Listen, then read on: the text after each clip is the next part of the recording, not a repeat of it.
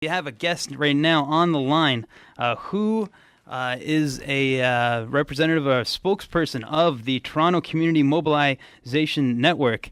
And joining us right now to talk on the Word of Mouth Wednesday is Adonis El Jamal. Hello, Adonis. Hi, Daniel. How are you? Hi. Oh, not bad. Thanks for joining us here on the Word of Mouth Wednesday. And my pleasure. Oh, yeah, and I just wanted to ask you about, because I got this press released yesterday. The title is Over 100 Cops Attend Community Press Conference, and it's from the Toronto G20 Mobilization Network. Adonis, what happened yesterday? Well, yesterday the Toronto Community Mobilization Network was holding a press conference to expose the fact that CSIS agents, RCMP, the Toronto Police, have been visiting and harassing known activists as well as everyday Canadians, which is something that happens all the time. But there have been over 30 incidents of police and CSIS agents visiting people's homes. And so we wanted to highlight this fact along and connected with the fact this happens to people in exploited and marginalized communities across the GTA every single day who face police brutality and police intimidation, similar to what activists are seeing simply for speaking out. So what we wanted to do was to highlight this fact and show this to the general public, and also to shed this stereotype that the fearmongers in the media and the police are trying to make, that that they should be afraid of so-called protesters. But I think the point is that protesters are people. Diversity of tactics, which sometimes, sadly, get out of hand. Yep. But we'll be sure that their voices from the whole spectrum is heard, and that Toronto has a chance to follow these issues. And it's two things. It's giving people a voice, yep, and to be honest, it's making sure world leaders keep their promises, giving the latest of what's coming from former G8s, the current G8 and G20, and highlighting the shortcomings that some of our leaders have had in the past. Well, the summits are still weeks away, but CSIS agents appear to be already working behind the scene. Neil Coxell is tracking that story for us tonight. Neil.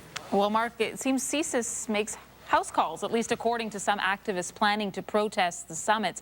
They say they are hearing directly from security forces, and they say they caught one story on tape. Take a look at this. This video was taken by the Aboriginal Television Network and says it's a CSIS agent talking to an Aboriginal activist about his plans to protest the summit. I'll tell you that straight up because there's going to be people traveling there from all over the world, and different countries do not have the same perspective on activists as our country do. There is other security forces that are from other countries that will not put up with a blockade in front of their president. CSIS will not confirm or deny the meeting took place, but Harrison Friesen, the man in the video, says he has no doubt it was an agent. No doubt, he says, that she was there to threaten him. Other activists claim their families or friends have been approached as well. There are about 28 cases of this reportedly, Mark, that people have been visited. They say their cell phones or emails are all being monitored as well. Wow. Okay. Well, I mean, this, of course, is happening right across the street from the CBC. So I'll be very interested to see who I meet over the next few days. Craig Kielburger joins us to talk about his role with CP24 during the G20 summit.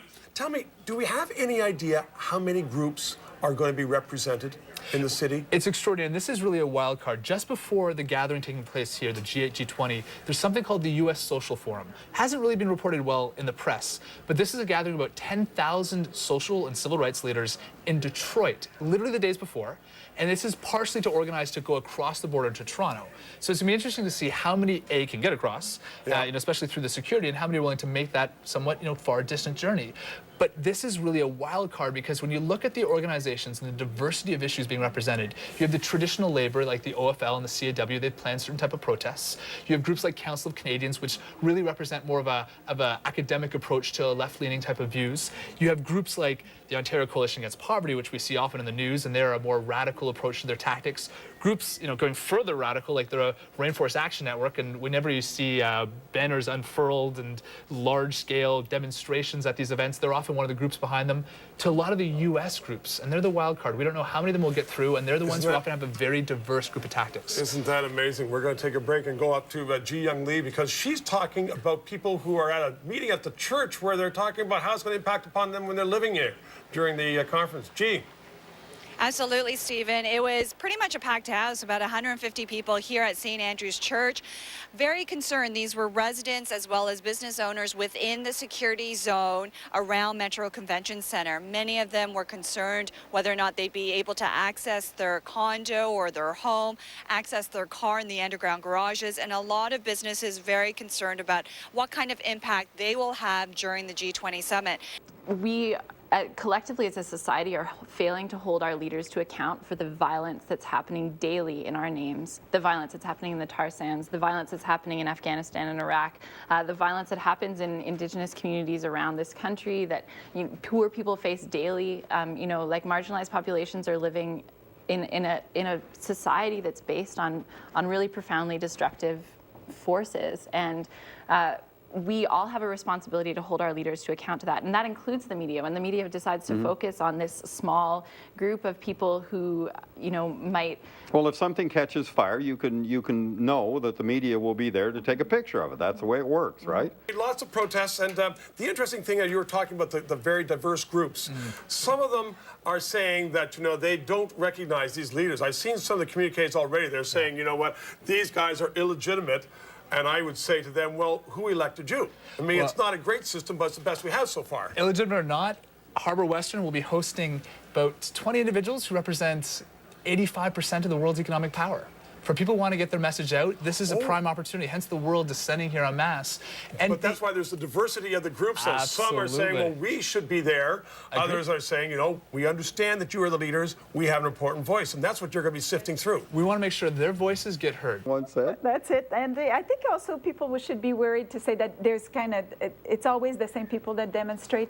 We see now that there's many new issues. In the run-up to the G8 and G20 summits, we have special coverage online. There's a feature you'll see right now about the protesters. We're expecting to see who they are and why they'll be demonstrating. That's on CBC News, cbc.ca.